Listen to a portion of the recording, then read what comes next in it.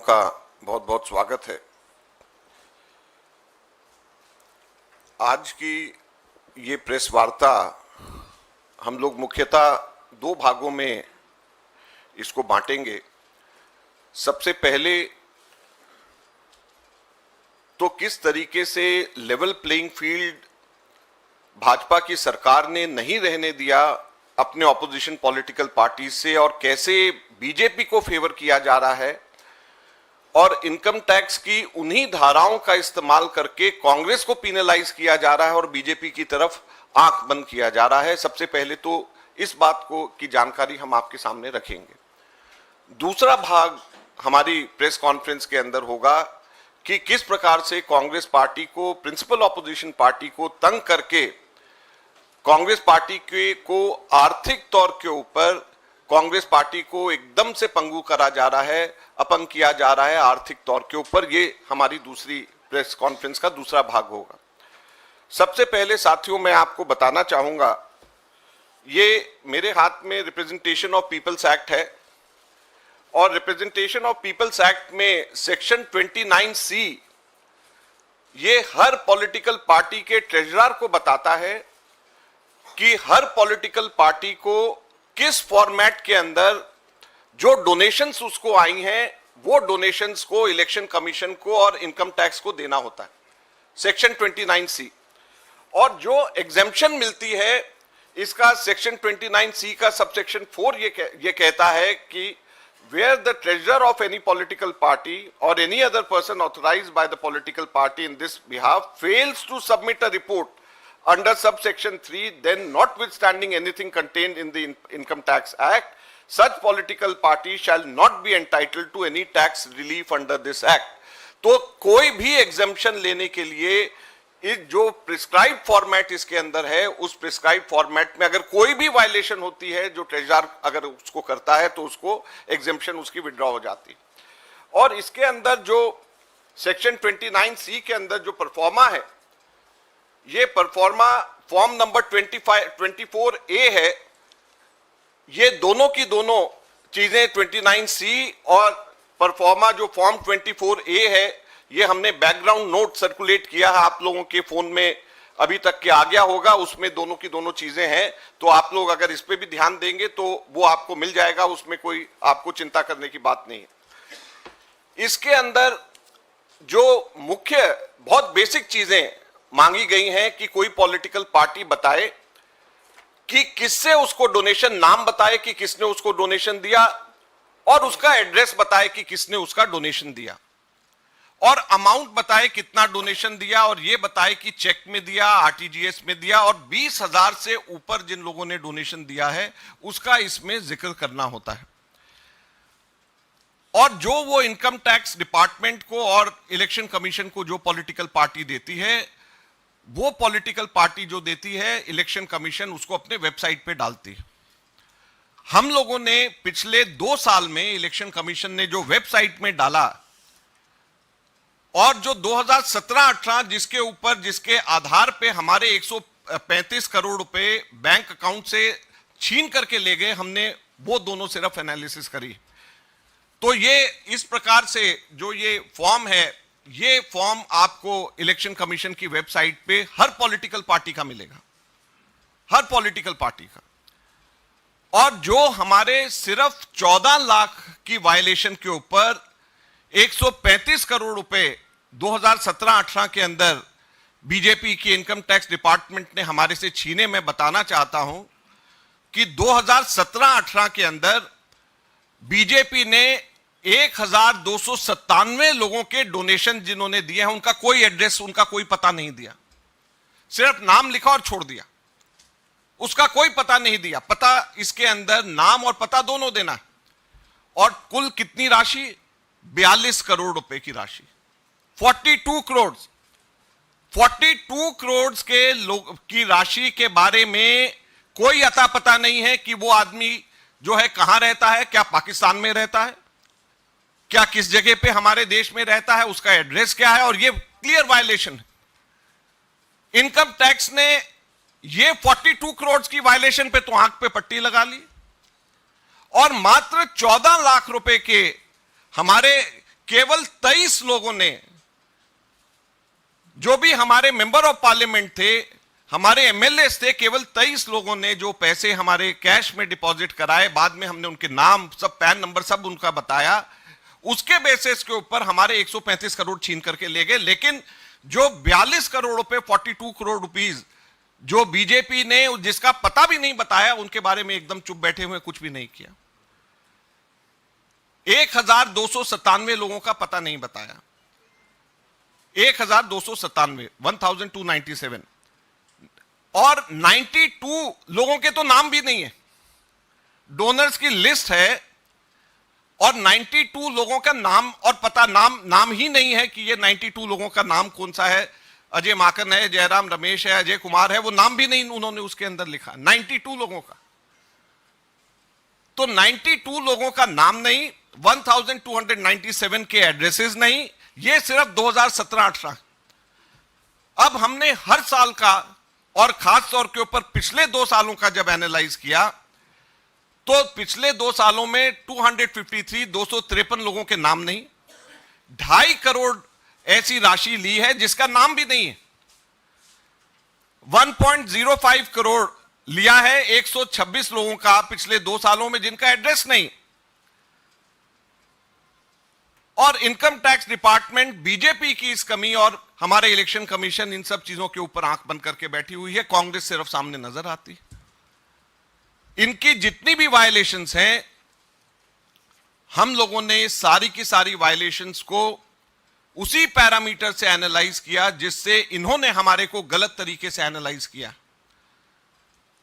उसके ऊपर कितना इनकम टैक्स लगना चाहिए, कितनी उसके ऊपर इंटरेस्ट लगना चाहिए, और पिछले 7 सालों का जो हम लोगों ने हिसाब लगाया है, उससे 4,600 करोड़ रुपया बीजेपी के ऊपर पेनल्टी लगती है। 4,600 करोड़ रुपए, 4,600 करोड़ रुपीज पेनल्टी बीजेपी के ऊपर लगती है। Income tax department should raise a demand of 4,600 crore rupees from the BJP because of these violations. और हम इनकम टैक्स डिपार्टमेंट से डिमांड करते हैं कि उनको कांग्रेस की ये कमी नजर आती है, लेकिन ये 4,600 करोड़ की जो पेनल्टी बीजेपी से लेनी चाहिए, why is it not looking at these violations done by the BJP, जो क्लियर कट वायलेशंस हैं। आप लोग भी जाकर के इसमें वेबसाइट पे ईसीआई से डाउनलोड कर सकते हैं और देख सकते हैं। मैंने जो अपने यहाँ पे निकाला है, जिस तरीके से आर लैंग्वेज का मैंने निकाला, ये भी हम आपको देंगे। आप लोग खुद भी इसमें से देख सकते हैं, अपने ऑफिस में किसी को दिखवा सकते हैं इसके अंदर किस तरीके से। और जो मैंने टोटल फिगर्स बताए हैं कि इतने नाम मिसिंग है, इतने एड्रेसेस मिसिंग है, इतना टोटल अमाउंट है, ये सब कंप्यूटर एडेड लैंग्वेज एआई और आर लैंग्वेज को यूज करके हम लोगों ने निकाला है। तो इसमें कहीं पर भी कोई गुंजाइश नहीं है कि इसमें कोई भी कहीं पे भी कोई गलती। अब प्रश्न ये उठता है कि क्या इसको लेवल प्लेइंग फील्ड कहेंगे? हम लोगों को जो नोटिसेज आए हैं, मैंने आपको बताया सीताराम केसरी जी के जमाने के हमारे 1993-94 के नोटिसेज हमारे को आए, सीताराम केसरी जी के जमाने के। और जब नोटिसेज पिछली बार आए थे, डिमांड कल हमारे पास में आया है 53 करोड़ का। सीताराम केसरी जी के जमाने के 53 करोड़ का डिमांड कांग्रेस का 1993-94 का कांग्रेस को आया। और टोटल पिछले इसी तरीके से उन लोगों ने 5 सालों का दिया है, 3 सालों का और वो बना रहे हैं। टोटल 1823 करोड़ की डिमांड कांग्रेस पार्टी से करी गई है। 1823 करोड़ का डिमांड इनकम टैक्स ने कांग्रेस पार्टी से किया है। तो आप ये सोचिए कि एक तरफ बीजेपी की जो वायलेशंस हैं उसको आंख बंद कर रहे हैं, और हमारे हिसाब से वो अगर वायलेशंस वही बात बीजेपी पे लगाया जाए तो 4,600 करोड़ का बनता है। और कांग्रेस को गलत तरीके से फंसा करके, कांग्रेस को गलत तरीके से सीताराम केसरी जी के जमाने के एक चीज टाइम बार होती है, और ये 1993-94 की डिमांड 53.9 करोड़ मिलाकर के 1823 करोड़ का इन्होंने जो लगाया है, ये कहां की लेवल प्लेइंग फील्ड है और कहां का ये डेमोक्रेसी हमारे देश के अंदर हमारी बच गई। हमारे यहां पर जो डिमांड रेज करी गई है वो इस बेसिस पे करी गई है कि 5 साल पहले कुछ डायरीज जो हैं चलानी डायरीज के नाम से रिकवर हुई थी। उन डायरीज के अंदर कुछ एंट्रीज हैं जिसके बेसिस के ऊपर कांग्रेस पार्टी के ऊपर ये सारी डिमांड रेज करी गई। अब हम सिंपली ये पूछना चाहते हैं, एक बड़ी सिंपल सी चीज पूछना चाहते हैं कि चलानी डायरी के बेसिस के ऊपर इनकम टैक्स डिपार्टमेंट जाग जाता है, लेकिन जैन डायरी में जिसमें अडवाणी जी, और उस वक्त अडवाणी जी बीजेपी के नंबर 1 नेता हुआ करते थे, उसके बेसिस पे बीजेपी के ऊपर क्यों नहीं टैक्स मांगा जाता है, इनकम टैक्स? येडुरप्पा डायरी के बेसिस के ऊपर, डीके शिवकुमार की डायरी के बेसिस के ऊपर टैक्स मांगा जा सकता है कांग्रेस से, लेकिन येडुरप्पा डायरी के ऊपर जो बीजेपी के लीडर्स को जो पैसे दिए गए हैं उसके ऊपर इनकम टैक्स आंख बंद कर लेता है। बंगारू लक्ष्मण कन्विक्टेड हुए, पैसे लेते हुए बीजेपी के अध्यक्ष देखे गए, उसके ऊपर कभी भी इनकम टैक्स डिपार्टमेंट नहीं जागती है। जब वो पीछे के केसेस खोल रही हैं तो बंगारू लक्ष्मण के टाइम के ऊपर क्यों नहीं खोले गए? येडुरप्पा डायरीज के ऊपर क्यों नहीं खोले गए? क्यों केवल और केवल कांग्रेस पार्टी के समय के ऊपर उनको ये डायरीज ध्यान में आ रही है? सहारा बिरला डायरी उनको ध्यान नहीं आ रही, जिसमें मोदी जी के खुद का नाम है। तो सहारा बिरला डायरी जिसमें मोदी जी का खुद का नाम, उसको नजरअंदाज। जैन डायरी जिसमें अडवाणी जी का खुद का नाम, उसको नजरअंदाज। येडुरप्पा डायरी जिसके अंदर तमाम बीजेपी के नेताओं को पैसे दिए हुए हैं, उसको नजरअंदाज।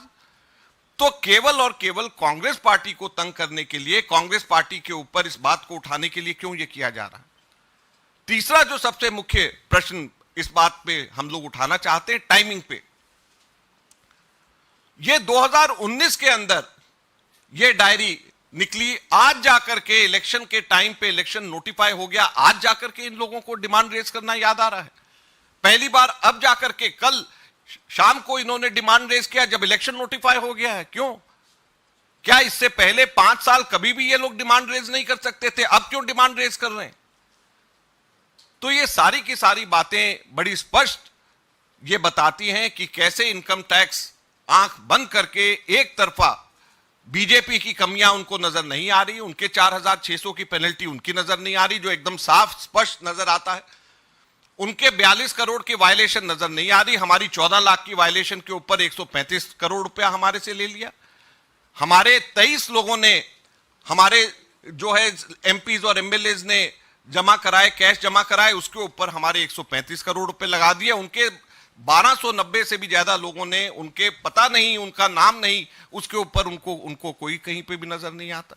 तो इसलिए हम लोग आपसे ये कहना चाहते हैं, आज ये समय आ गया है, अगर आप लोग इसको जनता को सही तरीके से नहीं दिखाएंगे और प्रिंसिपल ऑपोजिशन पार्टी को पुराने केसेस, सीताराम केसरी जी के जमाने के केसेस निकाल करके तंग किया जाएगा, ताकि हमारे बैंक अकाउंट्स हमारे दोबारा से फ्रीज करे जा सके, ताकि फिर से हम सब लोगों को तंग करा जा सके, तो कैसे हमारे देश के अंदर लोकतंत्र जिंदा रहेगा? ये आप लोगों के सामने की बात है। हम मांग करते हैं इनकम टैक्स से कि 4600 करोड़ रुपए बीजेपी से इसी वक्त उनको नोटिस दिया जाना चाहिए। मैंने आपको पूरे फैक्ट्स, फिगर्स और पूरे उसकी लोकेशंस कहां पे हैं उसकी मैंने जानकारी आप लोगों को दी है, और मैं उम्मीद करता हूं कि इनकम टैक्स डिपार्टमेंट इसी तेजी से कार्रवाई करेगा जैसे तेजी से कार्रवाई उन्होंने कांग्रेस के खिलाफ करी।